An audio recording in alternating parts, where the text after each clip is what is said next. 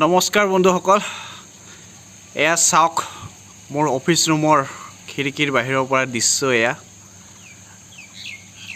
জেগাখিনি কোন জেগা হয় কোনে কোনে ক'ব পাৰিব কওকচোন বাৰু। ইমান ধুনীয়া দৃশ্য, আমাৰ অসমৰ প্ৰাকৃতিক দৃশ্য কিমান ধুনীয়া। আৰু আমি বাহিৰলৈ চাব ফুৰিবলৈ যাওঁ, ইয়াত বহি বহি আমি ইমান ধুনীয়া দৃশ্য চাই আছোঁ। চাওক একেবাৰে মন পৰশা, একেবাৰে মানে কি ক'ম, মন্ত্ৰমুগ্ধ হৈ গৈছোঁ একেবাৰে। ইমান ধুনীয়া দৃশ্য চাওক।